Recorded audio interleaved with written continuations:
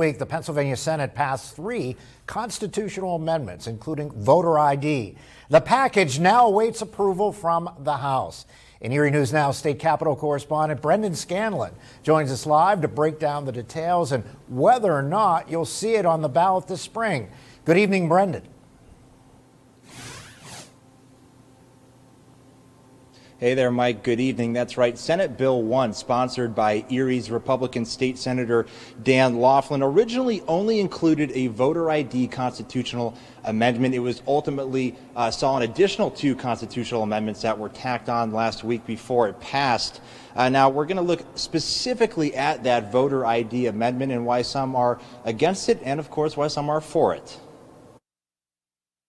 So most of our concerns have to deal with the lack of clarity. For those opposed, like Elizabeth Randall with the ACLU of Pennsylvania, voter ID is... It's a solution without a problem. Randall has more questions than answers, like what exactly counts as a government-issued ID. They say that it is an unexpired government-issued identification. That's it. We don't know what that could be. She says the proposed amendment would negatively impact those without a license, like many senior citizens and those who move frequently. A disproportionate effect on older, rural, and younger, typically people of color. And the same thing with people who are moving a lot. If you don't update your ID, then you're going to have some problems. Randall says the constitutional amendment does not provide enough information for voters to make an informed decision. They say let the people decide, right? But it's not clear.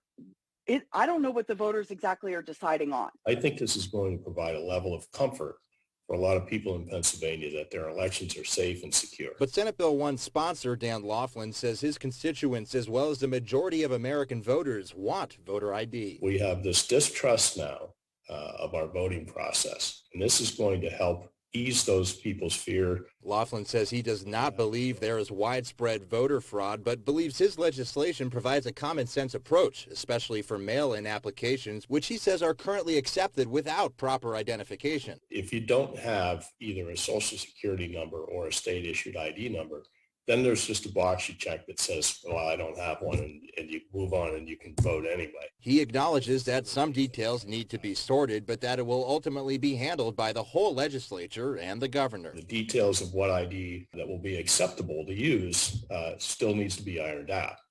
That's going to take place in the legislature if this passes.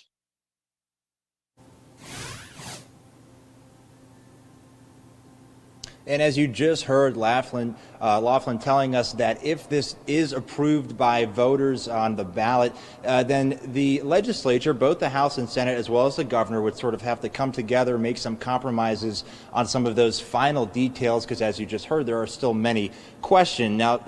Laughlin said negotiations or compromises could also include things like pre-canvassing, which many support.